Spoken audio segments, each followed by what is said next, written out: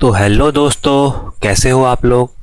तो दोस्तों lecture number 4 में आपका स्वागत है, जिसमें हम नेटवर्क के क्वेश्चन देख रहे हैं। तो देखिए आज का पहला क्वेश्चन क्या है, और आज के जो आपके क्वेश्चंस है वो हमारे एसी सर्किट के ऊपर डिपेंड है। ठीक है, एसी सर्किट लिया है मैंने, इसमें आपका सीरीज आरएलसी सर्किट और पैरेलल आरएलसी सर्किट, इसके साथ रेजोनेंट कंडीशन भी ली है। तो देखिए शुरू करते हैं। पहला क्वेश्चन दिया है, RMS value is defined based on which of the following. मतलब आरएमएस वैल्यू किस पे डिफाइंड होती है। पहला दिया है हीटिंग इफेक्ट, दूसरा दिया है चार्ज ट्रांसफर, थर्ड दिया है आपका करंट, और फोर्थ दिया है वोल्टेज।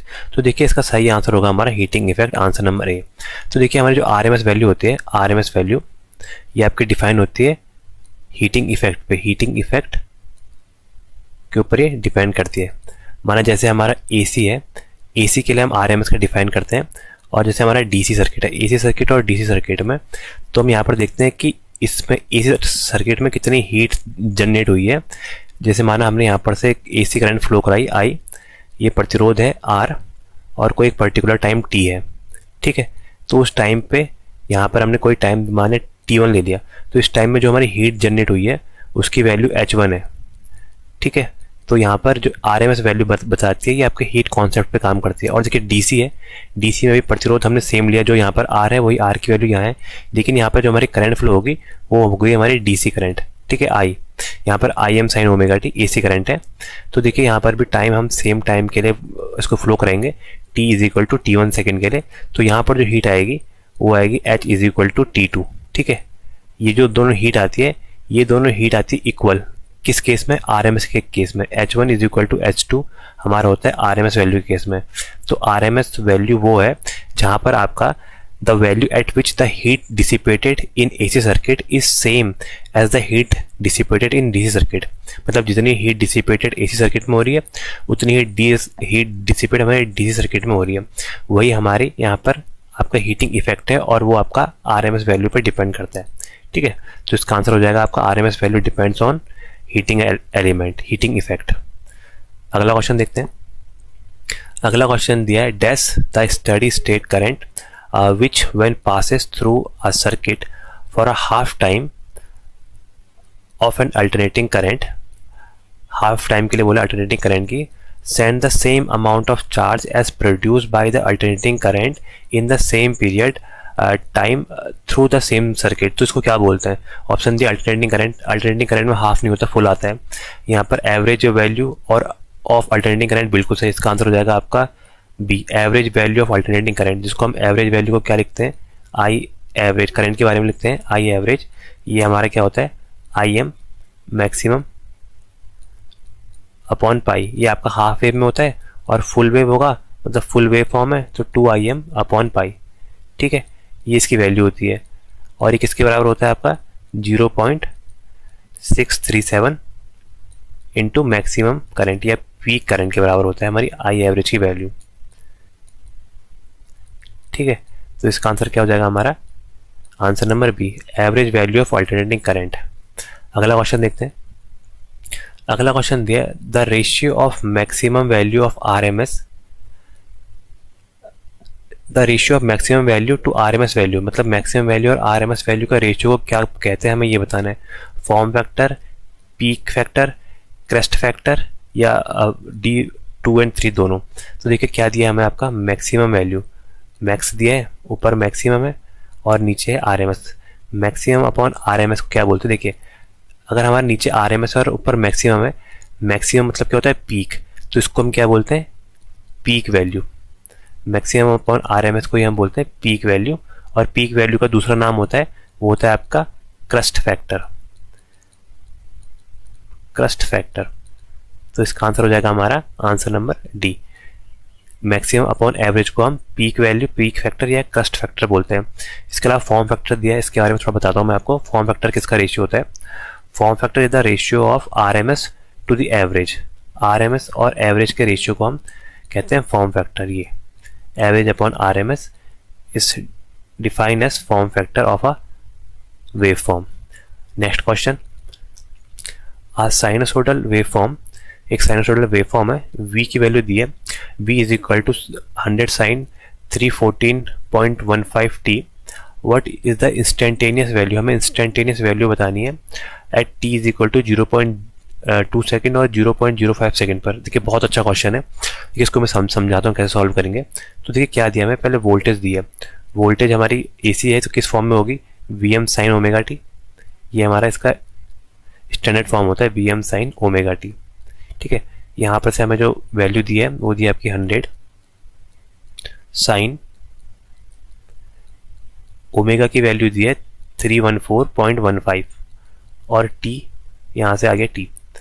ठीक है, तो बाय कंपेयर करेंगे तो कंपेयर से हमारा क्या आया, कंपेयर करेंगे तो ठीक है वी एम मैक्सिमम वोल्टेज की वैल्यू है हमारी 100 वोल्ट और ओमेगा की वैल्यू है आपकी 314.15। तो ओमेगा का दिया है मतलब ये किस में है, रेडियन पर सेकंड में, मतलब ये है आपका रेडियन में। ठीक है, और हमें टाइम दे रखा है, टाइम कितना दिया है, टाइम हमें पहला टाइम दिया T1 ले लेता है इसको 0.02 सेकेंड और हमारा सेकंड T2 जो टाइम दिया है वो हमें दिया है मेरे भाई, वो दिया है 0.005 सेकेंड।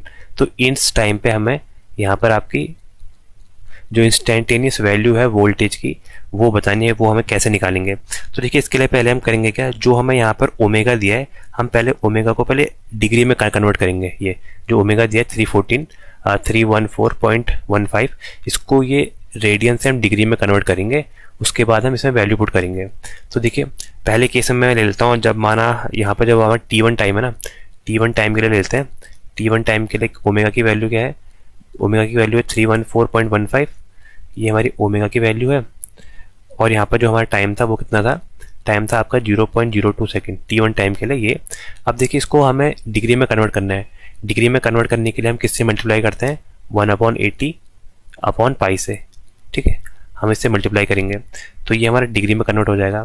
तो सॉल्व करके आएगा हमारा 360.1 डिग्री के आसपास। ठीक है, ये हमारा इतना आएगा 360.1 डिग्री। ठीक है, अब T2 टाइम की बात करते हैं, इसको भी हम डिग्री में कन्वर्ट करते हैं। तो T2 टाइम क्या आ जाएगा, वही ओमेगा की वैल्यू फिक्स है 314.15 जो हमें दी है, टाइम है हमारा 0.005। ठीक है, इसको भी हम डिग्री में कन्वर्ट करेंगे तो क्या करेंगे 180/पाई। अगर हमने आपको इसमें रेडियन में कन्वर्ट करना पड़ता तो पाई/180 आता। ठीक है, तो इसको सॉल्व करेंगे तो ये अप्रोक्सीमेटली आएगा 90.06 डिग्री के आसपास। ठीक है, तो देखिए यहाँ से T1 की वैल्यू भी हमें डिग्री में मिल गई और T2 की वैल्यू भी डिग्री में मिल गई। यहाँ से वोल्टेज निकालते हैं, वोल्टेज पहले केस में, मतलब पहले केस मतलब T1 के टाइम में, तब हम वोल्टेज निकालते हैं। क्या हो जाएगी हमारी वोल्टेज हो जाएगी VM, जो आपका है VM की वैल्यू थी 100 साइन ओमेगा की वैल्यू थी हमारी 314.15 टी, इसको पहले लिखता हूँ 314.15 टी। ठीक है, तो यहाँ से हमारी ये चीज़ की वैल्यू अब हम T1 टाइम के लिए निकालेंगे। तो T1 टाइम के लिए हमने ओमेगा की वैल्यू निकाल दी, कितनी आई थी हमारी 360। तो यहाँ पर से पुट कर देते हैं हम, ये आ जाएगा 100 इंटू साइन और इसकी वैल्यू हमने निकाली क्या आई थी हमारी अप्रॉक्सीमेटली 360। तो देखिए साइन 360 की वैल्यू होती है हमारी 0, तो ये 0 इंटू 100 करेंगे तो क्या आ जाएगा 0 वोल्ट। तो पहले केस में हमारी आपकी आ गई 0 वोल्ट। अब सेकेंड केस में देखिए जब आपका वोल्टेज है आपका T2 टाइम में, T2 टाइम में वोल्टेज कैसे निकालेंगे हम, T2 टाइम में यहाँ पर 100 वही है साइन ऑफ, यहाँ पर अब T की वैल्यू जो हमारे सेकेंड टाइम में आई थी वो आई थी 90 के राउंड ही आई थी, मतलब 90.01, तो साइन 90 आ गई। तो क्या होती है हमारी साइन 90 की वैल्यू होती है हमारी 1, साइन 90 इज इक्वल टू 1। तो यहाँ से देखिए 100 इंटू 1 क्या हो जाएगा 100 वोल्ट। ठीक है, तो यहाँ से V1 की वैल्यू पहले केस में वोल्टेज आ गई 0 वोल्ट और सेकेंड केस में हमारी वोल्टेज आ गई 100 वोल्ट। तो इसका आंसर क्या आ जाएगा 0 और 100। तो आंसर आ जाएगा आपका आंसर नंबर ए 0 और 100। ठीक है, अगला देखते हैं क्वेश्चन क्या है। तो अगला क्वेश्चन दिया है RMS value of a voltage, voltage दिया है इसकी RMS वैल्यू बतानी है। तो ठीक है, वोल्टेज हमें क्या दिया है V ऑफ टी, ये आपका 8 + 6 cos 3t, ये हमारे वोल्टेज दिया। तो देखिए ये वोल्टेज में जो पहला टर्म जो है ये कांस्टेंट टर्म है, मतलब ये आपका DC वैल्यू है और ये आपकी RMS वैल्यू है। या फिर इसको मैक्सिमम वैल्यू मैक्सिमम के फॉर्म में होगा तो मैक्सिमम लिखेंगे, क्योंकि V M sine omega T के फॉर्म में होता है। ठीक है, तो यहाँ पर देखिए दो अलग अलग फ्रीक्वेंसी, यहाँ पर डीसी के केस में फ्रीक्वेंसी होती है 0, और यहाँ पर देखिए साइन कॉस ओमेगा टी, यहाँ पर फ्रीक्वेंसी कितनी है, ओमेगा की वैल्यू इसमें दी है 3, ओमेगा क्या होता है 2 पाई एफ की वैल्यू दी है 3, तो यहाँ से फ्रीक्वेंसी की वैल्यू क्या आ गई 3/2 पाई।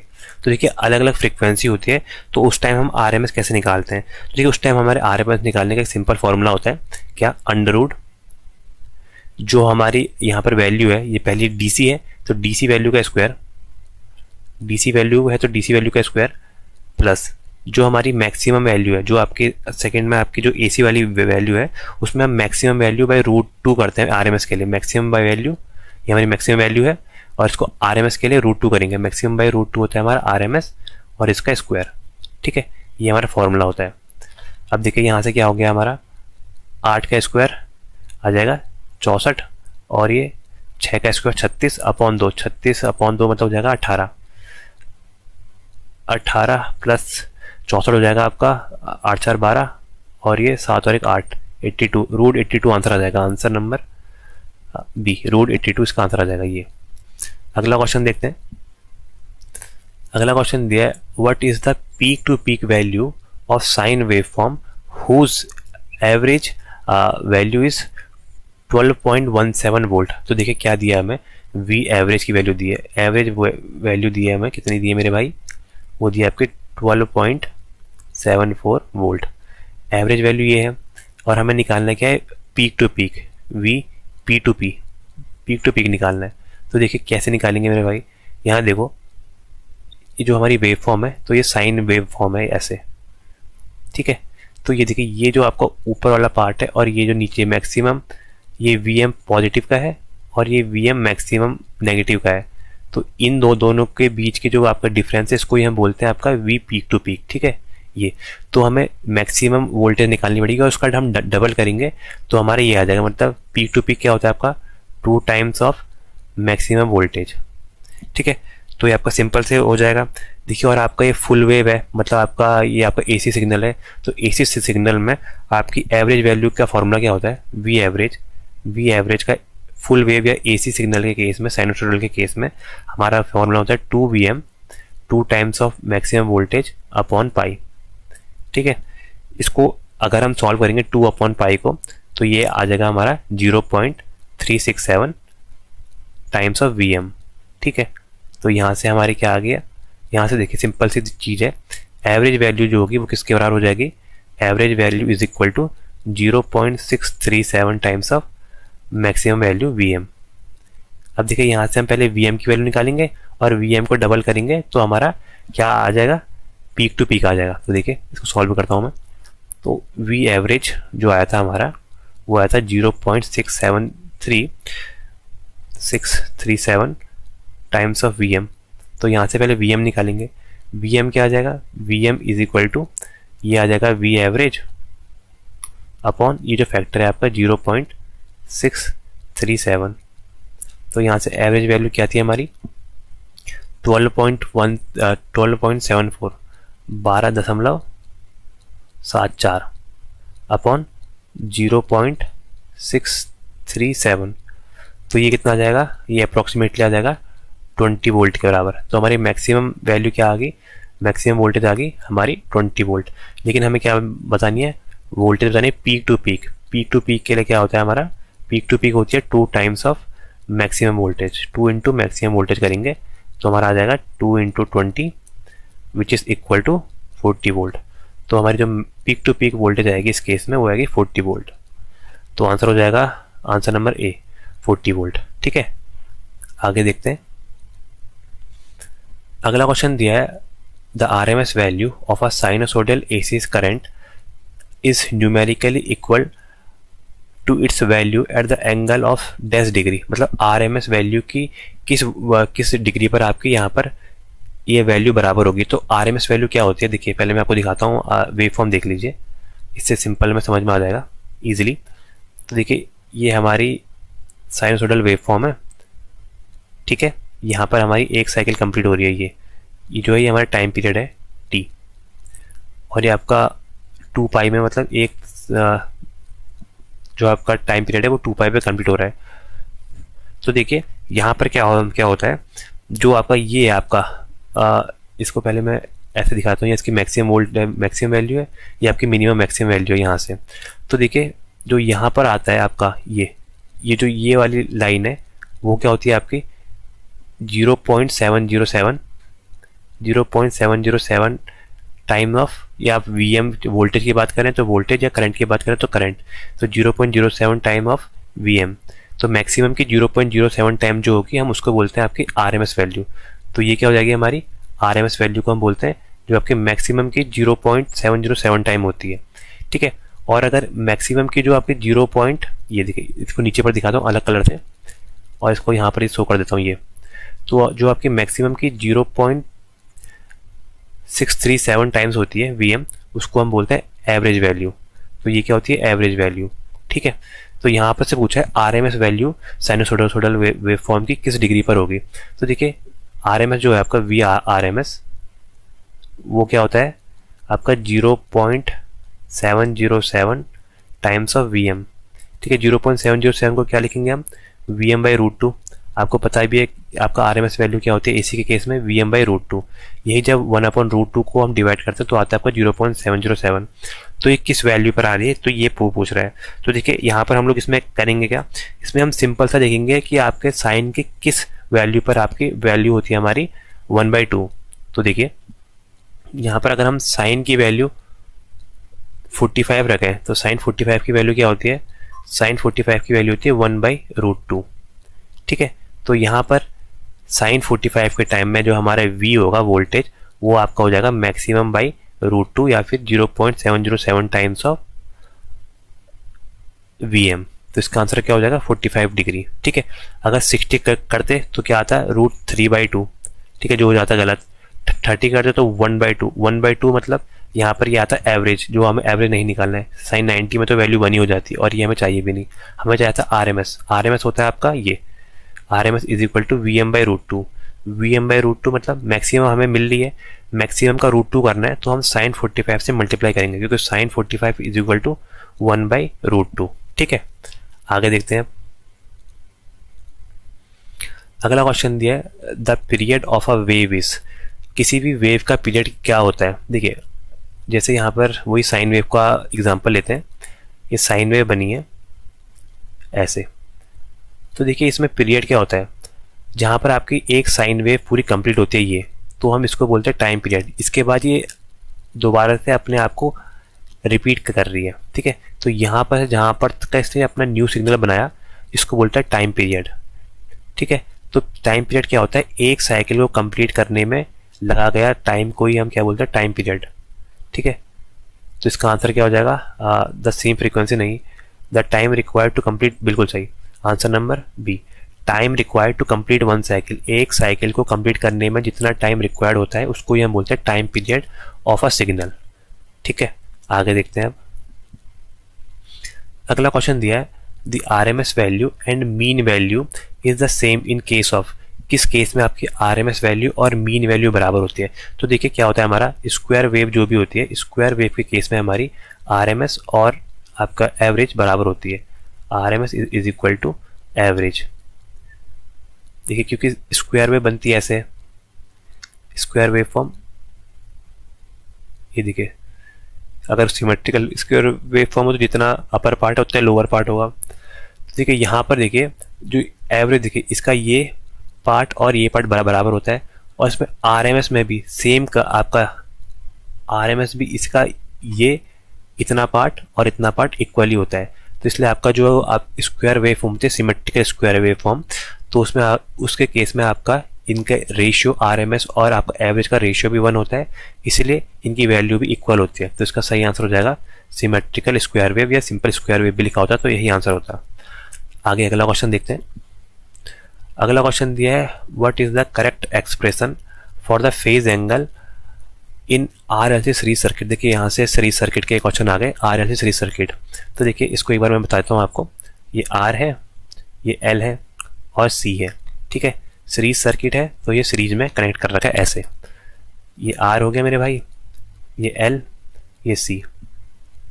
यहाँ से हम वोल्टेज अप्लाई करते हैं, एसी सर्किट पढ़ रहे हैं तो वोल्टेज कैसी होगी, साइनोसोडल, यहाँ से करंट भी आएगा साइनोसोडल। ठीक है, तो यहाँ से जो टोटल इम्पीडेंस आता है, क्योंकि आपका एसी के केस में इम्पीडेंस की बात करते हैं हम, ठीक है, तो जेड किसके बराबर होता है, Z is equal to under root real part का स्क्वायर मतलब आर का स्क्वायर प्लस आपका एक्सएल माइनस एक्सी का स्क्वायर, एक्सएल माइनस एक्सी का स्क्वायर। ठीक है, यहाँ पर मतलब डिफरेंस करते हैं इन दोनों का, अगर हमारा एक्सी बड़ा होगा तो एक्सी पहले आएगा और एक्सएल बड़ा होगा तो एक्सएल पहले आएगा, तो एक्सएल माइनस एक्सी का स्क्वायर ये हमारे इसमें इम्पीडेंस का फॉर्मूला होता है। ठीक है, इसके अलावा यहाँ पर हम क्या निकालते हैं, इसका हम फेज निकालते हैं। फेज कैसे निकालेंगे, फेज निकालने के लिए हम करते हैं tan phi is equal to tan phi जो हमारा होता है वो imaginary part upon real part होता है। ठीक है, ये किसके बराबर होगा, इमेजिनरी पार्ट IMG लिखता हूँ, इमेजिनरी अपॉन रियल। ठीक है, यहाँ पर देखिए इमेजिनरी पार्ट क्या है आपका, ये x, ये इसको अगर हम ओमेगा से मल्टीप्लाई करें तो ये XL हो जाएगा, ये इम्पीडेंस आपका रिएक्टिव इम्पीडेंस और कैपेसिटी इम्पीडेंस हो जाएगा XC। तो यहाँ से क्या आ जाएगा हमारा XL minus XC, XL minus XC upon R। तो ये हमारे यहाँ से किसकी वैल्यू है, tan फाई की वैल्यू आई। तो अब हम यहाँ से फाई की वैल्यू निकालेंगे। तो देखिए फाई की वैल्यू कैसे निकालेंगे, तो फाई हो जाएगा, phi is equal to tan inverse, tan को यहाँ इनवर्स कर देंगे और XL minus XC, XL minus XC upon R। तो ये हमारी इससे फेज एंगल का फॉर्मूला आता है, phi is equal to tan inverse XL minus XC upon R। ठीक है, तो इसका सही आंसर क्या हो जाएगा, phi is equal to tan inverse XC minus XL upon R, tan inverse XL plus XC, tan inverse XL यहाँ पर अपॉन होना चाहिए था, एक अपॉन हट गया है यहाँ पर, ये देखिए, तो इसका सही आंसर हो जाएगा आंसर नंबर ए। ठीक है, इसका आंसर ये है, ये देखिए tan phi is equal to tan inverse XL minus XC upon R। अगला क्वेश्चन देखते हैं। अगला क्वेश्चन दिया है, for a series RLC circuit the power factor at the half power frequency, मतलब हाफ पावर फ्रीक्वेंसी में हमारा पावर फैक्टर कितना होगा ये हमें बताना है सीरीज RLC सर्किट के केस में। तो देखिए इसके टाइम में मैं आपको इसका एक बार वो डायग्राम दिखाता हूँ कैसा होता है।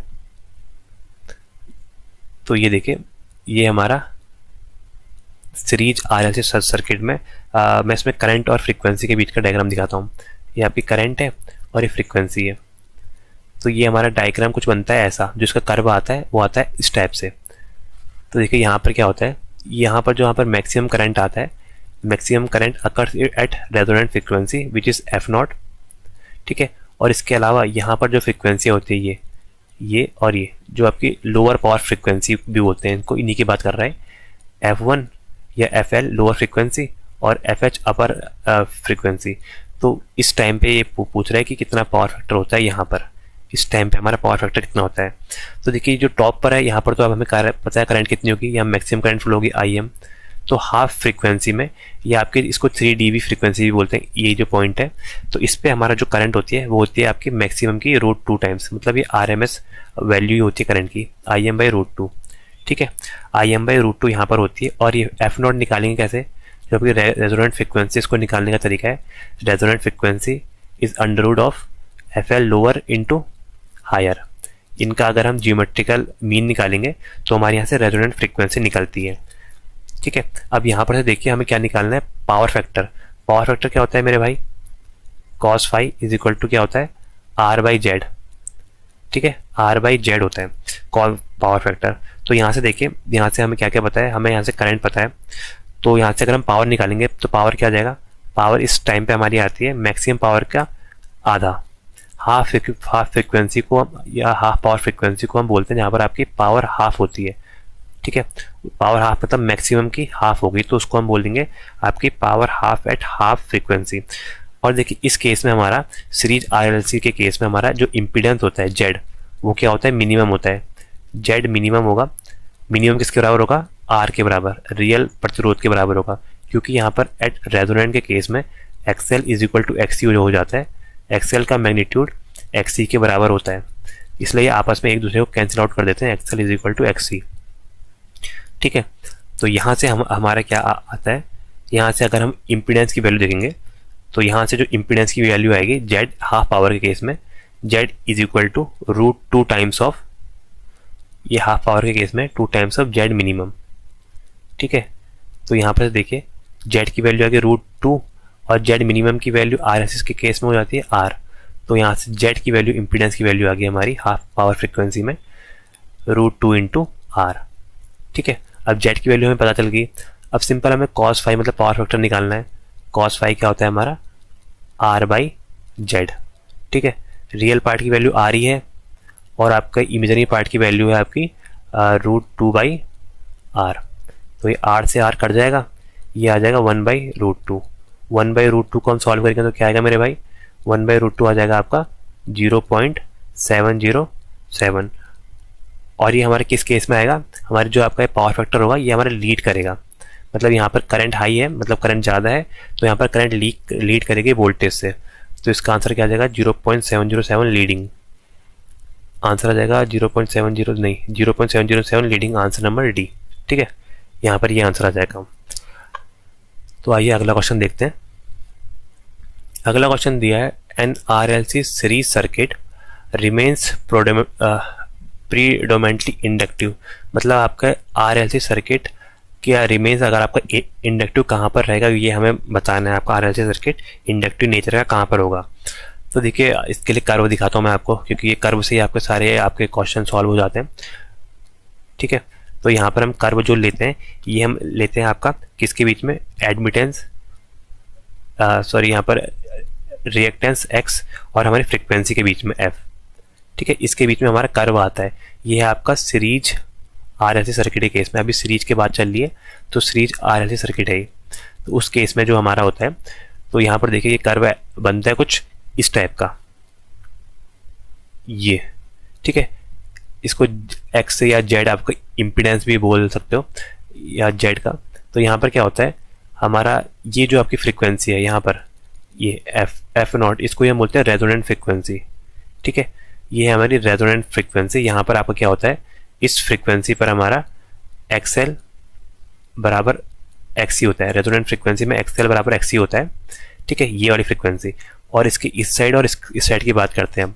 ठीक है, रेजोनेंट फ्रिक्वेंसी से नीचे जाएंगे तब हमारा क्या होगा, रेजोनेंट फ्रिक्वेंसी से नीचे जा रहे हैं तो मतलब क्या हो रहा है, फ्रिक्वेंसी की वैल्यू हो रही है हमारी कम। फ्रिक्वेंसी की वैल्यू कम हो रही तो क्या होगा, देखिए XL क्या होता है हमारा ω/L मतलब 2πfl। ठीक है, फ्रीक्वेंसी की वैल्यू कम हो रही है तो हमारा XL की वैल्यू कम हो जाएगी। तो इस केस में यहाँ से जो इधर का पार्ट है यहाँ पर क्या होगा, XC हमारा XC की वैल्यू ज़्यादा होगी XL से। ठीक है, मतलब यहाँ पर आपका कैपेसिटिव नेचर होगा। कैपेसिटिव नेचर मतलब लीडिंग पावर फैक्टर पे काम करेगा इस साइड। और देखिए यहाँ से जो यहाँ का है, यहाँ पर फ्रीक्वेंसी बढ़ दी है रेजोनेंट फ्रीक्वेंसी से। रेजोनेंट फ्रीक्वेंसी बढ़ रही है तो यहाँ पर देखिए XL is equal to 2πfl, वही फ्रीक्वेंसी के प्रोपोर्शनल है। फ्रीक्वेंसी बढ़ रही है तो XL बढ़ेगा। तो इस साइड पर हमारा XL इंक्रीज करता है किससे, XC से। तो यहाँ वाला होता है आपका इसको क्या बोलेंगे, आपका इसको बोलेंगे कैपेसिटी हो गया, कैपेसिटी इंडक्टिव। हाँ, नाम याद नहीं आ रहा था, इसको बोलते हैं इंडक्टिव। इंडक्टिव सर्किट बनेगा यहाँ पर। और इंडक्टिव सर्किट में कैसे पावर फैक्टर होगा, यहाँ पर होगा लैगिंग पावर फैक्टर। ठीक है, तो यहाँ पर क्या होगा हमारा XL is greater than XC और यहाँ पर होगा हमारा XC is greater than XL। ठीक है, अब यहाँ पर पूछा है कि आपका इंडक्टिव कहाँ ज़्यादा होगा। देखिए इंडक्टिव कहाँ पर ज़्यादा होगा, यहाँ पर इस एरिया पर। इस एरिया मतलब जहाँ पर हमारी फ्रिक्वेंसी रेजोनेंट फ्रिक्वेंसी से ज़्यादा है। तो क्या आएगा, अब the resonant frequency, answer number 3। ठीक है, इसका आंसर आ जाएगा। आइए अगला क्वेश्चन देखते हैं। तो अगला क्वेश्चन दिया है in a series RLC circuit the value of R, L और C की वैल्यू दी है। तो हमें रेजोनेंट फ्रिक्वेंसी की वैल्यू बतानी है। रेजोनेंट फ्रिक्वेंसी की वैल्यू क्या होगी, तो देखिए रेजोनेंट फ्रिक्वेंसी की वैल्यू क्या होती है, FR, जिसको हम रेजोनेंट फ्रिक्वेंसी F0 से दिखाते हैं। वो होता है आपका 1/2π√LC। तो देखिए यहाँ इसको हम ओमेगा के फॉर्म में लिखें। ओमेगा के फॉर्म में रेजोनेंट फ्रिक्वेंसी होती है आपकी, ये रेडियन पर सेकंड में आएगी, वो आएगी 1/√LC। यहाँ पर ओमेगा में कन्वर्ट करा तो ओमेगा क्या होता है हमारा, ओमेगा होता है 2πf। तो यहाँ से फ्रीक्वेंसी निकालेंगे तो फ्रीक्वेंसी आ जाएगी हमारी ω/2π। ठीक है, ω/2π यहाँ से आती है। तो यहाँ से हमने इसको निकालना है रेजोनेंट फ्रीक्वेंसी, क्योंकि हमें हर्ट्ज में पूछी है। तो हर्ट्ज के लिए ये होता है और रेडियन के लिए ये होता है। तो यहाँ से हर्ट्ज के लिए पूछा है तो इसके लिए निकालते हैं। तो रेजोनेंट फ्रिक्वेंसी एफ आर की वैल्यू क्या हो जाएगी, 1 अंडर रूट नीचे आ जाएगा 2 पाई अंडर रूट एल की वैल्यू क्या, इंडक्टेंस की वैल्यू है आपकी 50 micro Henry. 50 into micro Henry मतलब 10⁻⁻⁶ माइक्रो मतलब यही हुआ, और ये किससे मल्टीप्लाई हो जाएगा आपका कैपेसिटेंस क्या है 2 नैनो फेराड, 2 इंटू 10⁻⁻⁹। तो इसको हम सॉल्व करेंगे तो ये क्या आ जाएगा 0.5 इंटू 10⁻⁶ मेगा हर्ट्ज, 6 हर्ट्ज, या इसको क्या लिख सकते हैं हम 0.5 मेगा हर्ट्ज, 0.5 मेगा हर्ट्ज, क्योंकि 10⁻⁶ हो गया आपका मेगा। तो आंसर हो जाएगा आंसर नंबर ए। अगला क्वेश्चन देखते हैं। अगला क्वेश्चन हमें दिया है in a series circuit during resonant. Resonant के केस में हमारे सीरीज सर्किट में क्या होता है, inductive reactance become equal to capacitive reactance, only R become zero, only capacitive reactance become zero, only inductive reactance become zero. तो देखिए resonant के करंट कंडीशन में आपको बता देता हूँ यहाँ पर रेजोनेंस की कंडीशन जो होती है उसमें हमारा सीरीज आरएलसी के टाइम में क्या होता है, सीरीज आरएलसी सर्किट है तो उस टाइम में हमारा सबसे पहले जो इसका मेन चीज़ है वो आपका क्या होगा, इम्पीडेंस जो जेड की वैल्यू है वो हमारा होता है मिनिमम। ये आप याद कर लीजिएगा, मैं सब एक साथ लिख देता हूँ आपको, बार बार यहाँ नहीं देखना पड़ेगा। तो इम्पीडेंस मैक्सिमम होता है। देखिए अगर इम्पीडेंस मैक्सिमम है तो हमारी क्या होगी, करंट क्या होगी, इम्पीडेंस मिनिमम है तो करंट मैक्सिमम हो जाएगी, क्योंकि क्या होता है I is equal to V by Z. तो देखिए जेड मिनिमम है तो आपकी करंट क्या हो जाएगी, मैक्सिमम। तो यहाँ से करंट क्या हो जाएगी हमारी, मैक्सिमम। ठीक है मेरे भाई, impedance minimum and current maximum. उसके अलावा यहाँ पर बचता क्या है आपका, रेजोनेंट के टाइम में हमारा एक्सएल जो होता है, एक्सएल बराबर एक्सी हो जाता है। ठीक है, या फिर हम क्या लिखेंगे, XL minus XC is equal to zero. तो ये हमारा जीरो हो जाता है। तो हमारे सर्किट में सिर्फ बचता है प्योर आर, प्रतिरोध ही बचता है हमारे सर्किट में। ठीक है, और अगर हमारे सर्किट में आर ही है तो उसके कारण हमारे जो पावर फैक्टर होता है सर्किट का वो कैसा हो जाएगा मेरे भाई, पावर फैक्टर हमारा सर्किट का हो जाएगा यूनिटी पावर फैक्टर, क्योंकि यहाँ पर कोई भी ऐसी पावर नहीं होगी जो आपकी स्टोर करेगा। ठीक है, यूनिटी पावर फैक्टर मतलब यहाँ पर cos फाई की वैल्यू हो जाएगी 1। और एक और चीज़ आती है आपका सीरीज आरएलसी सर्किट क्या मैग्नीफाई करता है, तो इट मैग्नीफाई वोल्टेज। तो मैग्नीफाई अगर क्या करेगा, ये किसको बढ़ाता है, ये बढ़ाता है हमारी वोल्टेज को, इंक्रीज करता है। ठीक है, तो ये इसके बारे में सब हो गया जो मेन पार्ट है। एक ये, एक ये, एक ये पांचों चीज़ इसके लिए बहुत इंपॉर्टेंट है। तो इसमें पूछा है कि क्या होता है, तो आपको अभी बताया मैंने, आपका एक्सएल बराबर एक्सी हो जाता है। तो क्या हो जाएगा answer number A, inductive reactance मतलब XL is equal to capacitive reactance XC. तो यही हमारी रेजोनेंट की कंडीशन भी है। आइए अगला देखते हैं।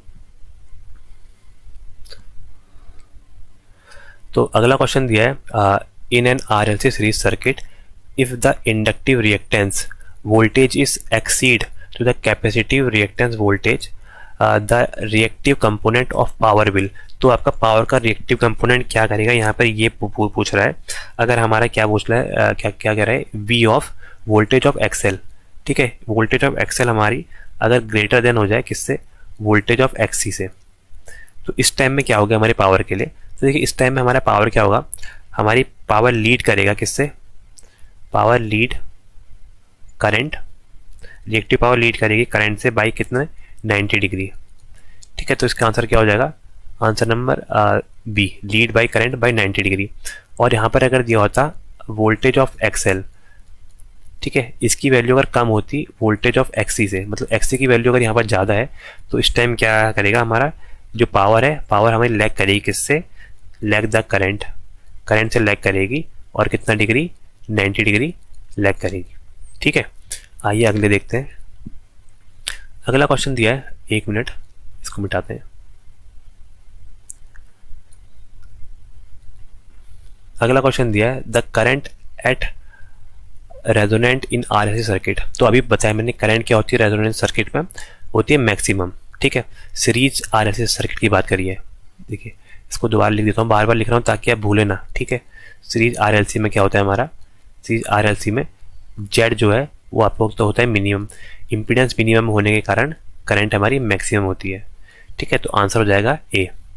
आगे देखिए, आगे दिया है आपका N R L C circuit has the resonant frequency 160 kilohertz and quality factor जो है आपका वो है आपका 100। तो बैंडविड्थ बतानी है, बैंडविड्थ क्या होगी इस केस में। तो देखिए ये तो सिंपल फार्मूला बेस्ड का क्वेश्चन है। तो यहाँ पर से हमारा क्वालिटी फैक्टर क्या होता है, क्वालिटी फैक्टर का जो फार्मूला होता है वो होता है आपका resonant frequency F R upon bandwidth. ठीक है, बैंडविड्थ। या इसका क्वालिटी फैक्टर का एक और फार्मूला होता है, वो भी आप याद कर लीजिएगा सीरीज आर एल सी के केस में 1/r √L/C।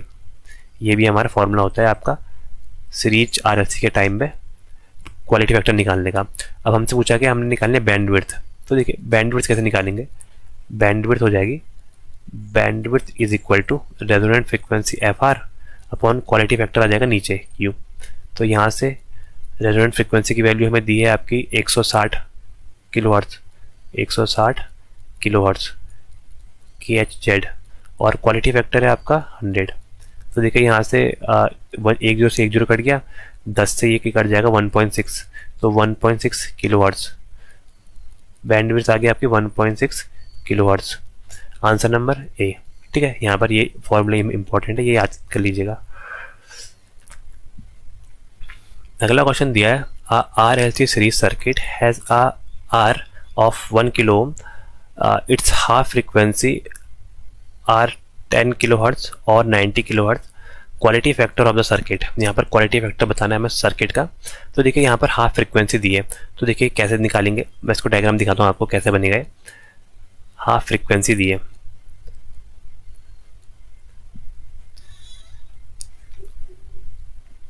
तो ये देखिए यहाँ पर से हम इसको सॉल्व कैसे करेंगे।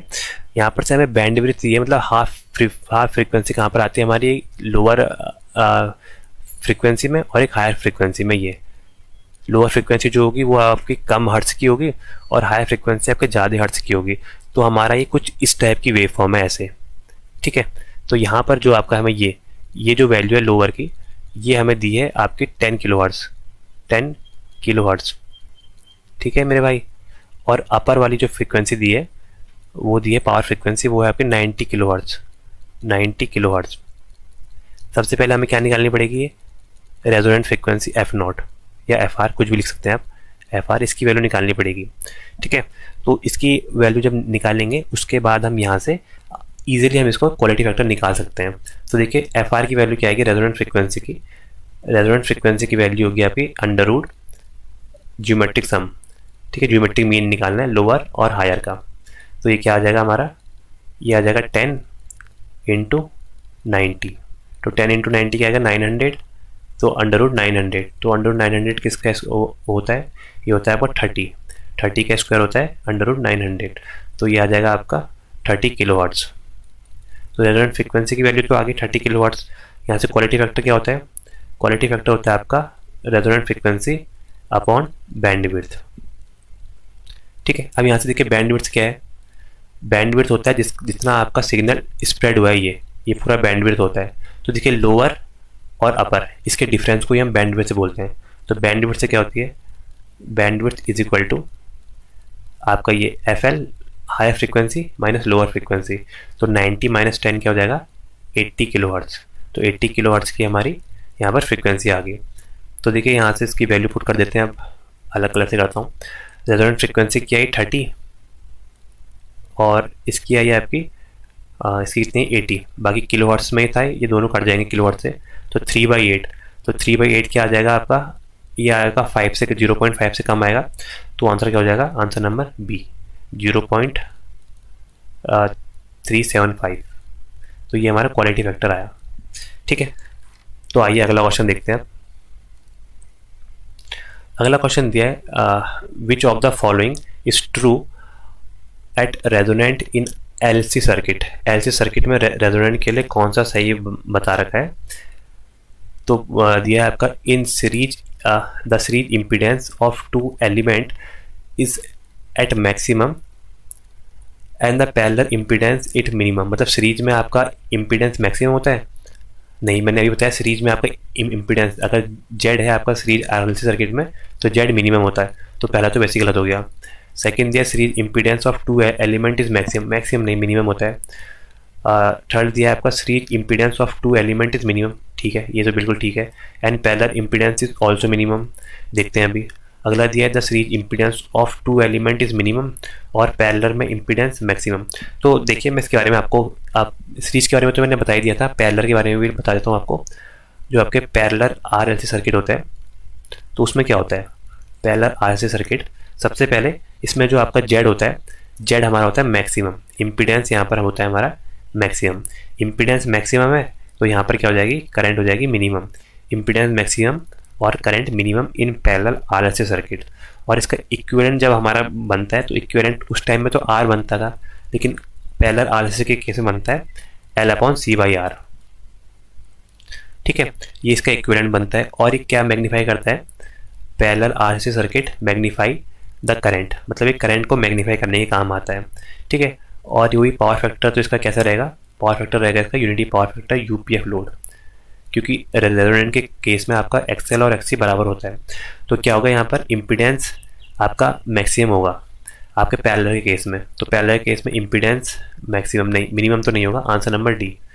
सीरीज में आपका इम्पीडेंस मिनिमम और पैरेलल में इम्पीडेंस मैक्सिमम, ठीक है। अगला देखते हैं।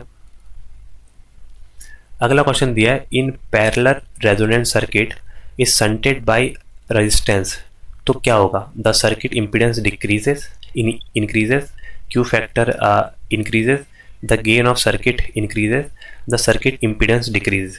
तो देखिए इसमें क्या होगा, जैसे आपका पैरेलल सर्किट है, ये आपका R,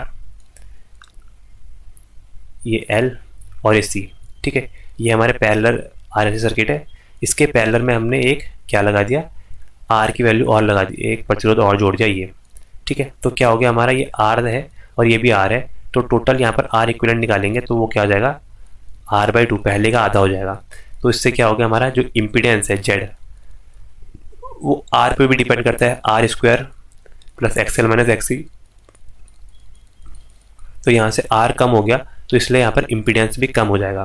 तो सही आंसर क्या हो जाएगा इसका, circuit impedance decreases, answer number D. देखिए इसके अलावा क्या होगा, सर्किट इम्पीडेंस अगर हमारा डिक्रीज हो जाता है तो इससे हमारा क्वालिटी फैक्टर भी यहाँ पर डिक्रीज हो जाएगा इस सर्किट का R लगाने से। और क्वालिटी फैक्टर डिक्रीज होगा तो बैंडविड्थ इंक्रीज हो जाएगा, ठीक है, क्योंकि ये इन्वर्सली प्रोपोर्शनल होते हैं, क्योंकि Q = resonant frequency upon bandwidth. अगर क्वालिटी फैक्टर डिक्रीज है तो बैंडविड्थ इंक्रीज होगा ही। आगे देखते हैं। अगला क्वेश्चन दिया है, in a parallel RLC circuit quality factor is defined as the ratio of, quality factor parallel RLC के टाइम में कैसे डिफाइन होता है। ये आपका R and XL, R and XC, R of reactance and R to the reactance of the reactive circuit और R to the substance of the reactive circuit. तो देखिए पैरेलल RLC के केस में क्या होता है हमारा क्वालिटी फैक्टर। देखिए क्वालिटी फैक्टर जो होता है हमारा, उसकी सिंपल डेफिनेशन क्या है, वो है आपका 2 पाई, एक साइकिल में कितना स्टोर कर रहा है वो, 2 pi upon maximum energy store, maximum energy store E लिखता हूँ, मैक्सिमम एनर्जी स्टोर अपॉन क्या आ जाएगा यहाँ पर, टोटल एनर्जी स्टोर, ठीक है, total energy store in one cycle, ऐसा भी लिख सकते हैं हम, टोटल एनर्जी स्टोर काफ़ी है। तो ये हमारे क्वालिटी फैक्टर का फॉर्मूला होता है। तो अगर इस सीरीज के टाइम में बात करें, आपका सीरीज RLC सर्किट, तो उस टाइम में हमारा क्वालिटी फैक्टर होता है Q = ω/L/R, reactive part upon real part, ठीक है। या फिर क्या लिखेंगे हम, दूसरा अगर हम आपका कैपेसिटर की बात करें तो कैपेसिटर को लिखते हैं 1/ωc और ये क्या आ जाएगा नीचे से R, तो 1/ωc/R इक्वल टू आ जाएगा 1/ωRC, ठीक है। ये इसको और क्या लिखेंगे हम, सिंपल लिखना चाहें तो XL/R या XC/R। तो ये सब क्वालिटी फैक्टर के फॉर्मूले होते हैं आपके सीरीज के केस में। अब पैरेलल केस में क्या होगा हमारा, पैरेलल RLC सर्किट, इस केस में जो हमारा क्वालिटी फैक्टर होता है वो बस इसका उल्टा होता है। जो क्वालिटी फैक्टर यहाँ सीरीज में इसका उल्टा हो जाएगा, यहाँ RQ क्वालिटी फैक्टर क्या हो जाएगा, ये हो जाएगा R/ωL, ठीक है। इसका अपोजिट कर दिया, ये 1/ωRC था, यहाँ पर आ जाएगा ωRC, ठीक है। या इसके आगे पर करो तो R/XL या R/XC, R/XL या R/XC, ठीक है। तो ये इसके फॉर्मूले होते हैं। तो यहाँ पर से देखिए आर बाई एक्सएल, नहीं ये आपका इधर पर दिया है, इसका हो जाएगा answer number D, R to reactance of reactive element. ये देखिए यहाँ पर तो सिर्फ इंडक्टेंस की बात कर रहा है, अगर सिंगल ये दिया होता, एक ही अगर ऑप्शन होता तो ये भी आंसर सही था और ये भी आंसर सही था, लेकिन इसमें दोनों में दिया है आपका reactance of reactive element. Reactive element होते हैं हमारे कैपेसिटर और आपका इंडक्टर, तो इन दोनों का रिएक्टेंस क्या होगा आपका एक्सी और एक्सएल। ठीक है, एक्सी और एक्सएल यहाँ पर नीचे आ गया, तो इसलिए आंसर हो जाएगा आपका answer number C, reactance to the reactive element. अगला क्वेश्चन है, the network is said to be under resonance when the voltage and current at the network input terminal are in phase quadrant, in phase, out of phase, in phase with half magnitude. देखिए resonant के time में क्या होता है, resonant के time में हमारा जो सर्किट बनता है purely R circuit, pure R circuit, प्रतिरोधी रहता है सर्किट में, क्योंकि हमारा जो एक्सएल है और एक्सी, यहाँ पर जो हमारे एक्सी और एक्सएल है ये आपस में एक दूसरे को कैंसिल आउट करते हैं, क्योंकि एक्सी का मैग्नीट्यूड और एक्सएल का मैग्नीट्यूड बराबर होता है, लेकिन ये आपस में फेज आउट होते हैं 180 डिग्री। ठीक है, तो यहाँ पर हमारा जैसे ये आर है, ये हमारी वोल्टेज है और ये करंट आ गया आर के केस में, और करंट आपका आई आर आ गया, और करंट आपका इंडक्टर केस में लैग करेगा वोल्टेज से, ये वोल्टेज है कितनी डिग्री 90 डिग्री, प्योर के केस में आ जाएगा आई एल, और कैपेसिटर के केस में ये लीड करेगा कितना आई सी। तो इस केस में क्या होता है, हमारा एक्सएल और एक्सी एग्जैक्टली बराबर होते हैं, मतलब इस ये और ये इक्वल बराबर है, और फेज आउट है, मतलब ये ऊपर है ये नीचे है, तो ये आपस में एक दूसरे को कैंसिल आउट कर देते हैं, ये कट जाएगा ये कट जाएगा। तो हमारा सर्किट क्या बना, इसमें वोल्टेज और करंट दोनों एक ही फेज में है, मतलब ये किस टाइम होता है, जब हमारे सर्किट में सिर्फ आर हो, प्रतिरोध लगा हो, तभी हमारा ये होता है, ये और ये कंडीशन होती है रेजोनेंट की। तो यहाँ पर करंट और voltage are in phase, answer हो जाएगा आंसर नंबर बी। आगे देखते हैं, अगला क्वेश्चन हमें दिया है, a series RLC circuit is supplied by a AC voltage of 50 volt RMS. What is the value of current supplied to the source at resonant के टाइम में हमें करंट बतानी है क्या होगी। R की वैल्यू दी है, L की वैल्यू दी है, C की वैल्यू दी है। ठीक है, और सीरीज RLC सर्किट है, ये ऐसा दिया है सीरीज RLC सर्किट। यहाँ से जो वोल्टेज दी है, वोल्टेज की RMS वैल्यू VRMS की वैल्यू है आपकी 50 वोल्ट, और यहाँ पर से R की वैल्यू है आपकी 10 ओम, ये आपकी 10 मिली हेनरी, और ये 10 माइक्रो फेराड। यहाँ से करंट बतानी है हमें, आई कितनी आएगी। पूछा है आपका सर्किट है आपका रेजोनेंट के केस में, देखिए दिया है पहले पढ़ लीजिए। रेजोनेंट के केस में, रेजोनेंट के केस में क्या होता है, XL is equal to XC, तो ये दोनों आपस में एक दूसरे को कैंसिल आउट कर देंगे, तो हमारा सर्किट कैसा बनेगा, सर्किट में ओनली प्रतिरोध होगा, only R element present in circuit with voltage of 50 volt RMS, then it easy to find the current through the circuit. So I is equal to क्या आ जाएगा, I is equal to voltage by R, V by R, which is 50 upon 10, 50 upon 10 is equal to 5 ampere. So at R resonant के case में जो हमारी यहाँ पर current आएगी वो आएगी आपकी 5 एम्पियर। आगे देखते हैं अगला क्वेश्चन। अगला क्वेश्चन दिया है, व्हाट इज़ द बैंडविड्थ, हमें यहाँ पर बैंडविड्थ बतानी है। When RLC circuit has a quality factor है 120 और रेजोनेंट फ्रिक्वेंसी है आपकी 180, तो बैंडविड्थ बतानी है। क्वालिटी फैक्टर का फॉर्मूला क्या होता है, quality factor is equal to resonant frequency upon bandwidth BW। Bandwidth बतानी है, सिंपल क्वेश्चन है। Bandwidth is equal to resonant frequency upon quality factor Q। Resonant frequency है हमारी, रेजोनेंट फ्रिक्वेंसी है 180 किलोहर्ट्ज़, 180 किलोहर्ट्ज़, और आपका क्वालिटी फैक्टर है 120। तो यहाँ से ये कर जाएगा 0 से 0, 6 दूनी 12, 6 3 18, 3 अपॉन 2 क्या हो जाएगा 1.5, 1.5 किलोहर्ट्ज़। तो बैंडविड्थ आ गई 1.5 किलोवाट्स, आंसर नंबर ए। अगला देखते हैं, अगला क्वेश्चन दिया है, the resonant frequency of a parallel resonant band pass filter is 20 kilohertz and the bandwidth is 2 kilohertz. तो हमें अपर कट ऑफ फ्रीक्वेंसी बतानी है। तो देखिए यहाँ पर क्या दिया हमें, आपका बैंड पास फिल्टर में जो आपकी रेजोनेंट फ्रीक्वेंसी है एफ नॉट या एफ आर, इसकी वैल्यू है 20 किलोहर्ट्ज, 20 किलोहर्ट्ज। और हमें बैंडविड्थ भी दी है, बैंडविड्थ भी दी है, क्या होती है मेरे भाई, वो दिया आपके 2 किलोहर्ट्ज। तो मैंने इसका एक डायग्राम बनाया था, आपको अगर याद होगा तो, अभी थोड़ी देर पहले बनाया था।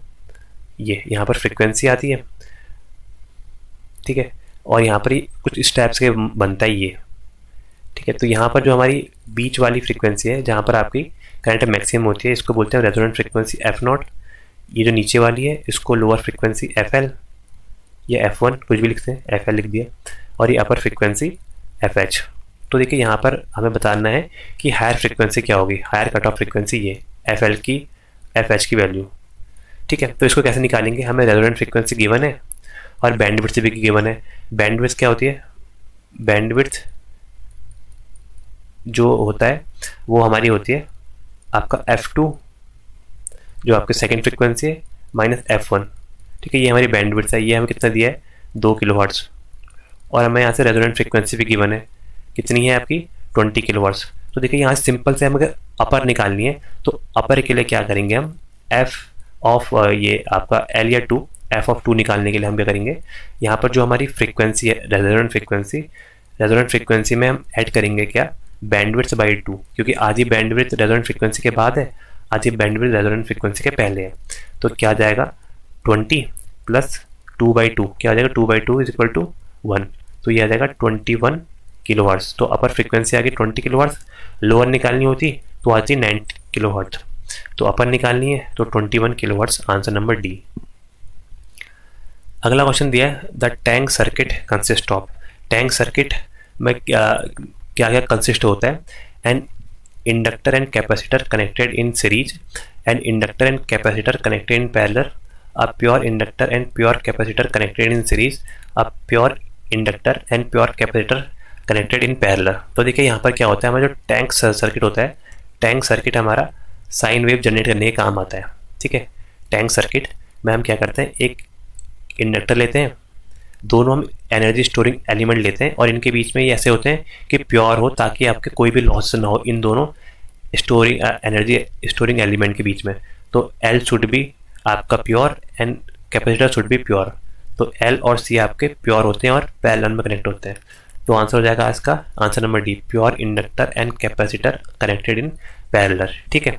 बाकी अगर आप इसको इसका जेड निकालना चाहें, मतलब इम्पीडेंस निकालना चाहें, तो इम्पीडेंस क्या आ जाएगा हमारा जे ओमेगा एल, ठीक है, और इंटू 1/j ओमेगा सी, कैपेसिटर का होता है 1/j ओमेगा सी, और नीचे आपका पैरेलल में है तो इसका ऐड हो जाएगा j omega L plus 1/j omega C. इसको अगर हम सॉल्व करेंगे तो आ जाएगा आपका j omega L, omega C से ओमेगा सी कट जाएगा, ये ऊपर आ जाएगा 1 minus omega square L C. तो ये भी एक इंपॉर्टेंट फॉर्मूला, कितने बार पूछा है इसने, आपका इम्पीडेंस का फॉर्मूला टैंक सर्किट में क्या होता है, ठीक है। अब आगे देखते हैं। तो आज के लिए इतना ही दोस्तों। अच्छा एक क्वेश्चन और है, रुकिए एक क्वेश्चन और है, ये शायद लास्ट क्वेश्चन है। इसमें दिया है the power factor at resonant in RLC circuit, ठीक है। RLC सर्किट में रेजोनेंट के टाइम में पावर फैक्टर क्या होता है, ये मैंने 3-4 बार बता भी दिया। इसका आंसर होता है यूनिटी पावर फैक्टर, क्योंकि at resonant condition circuit behaves as pure R, प्रतिरोध के जैसे बिहेव करता है। इसके कारण यहाँ पर जो आपका पावर फैक्टर होता है वो होता है यूनिटी पावर फैक्टर। तो आंसर नंबर बी। तो उम्मीद करता हूँ दोस्तों आपको वीडियो पसंद आई होगी। Thank you so much.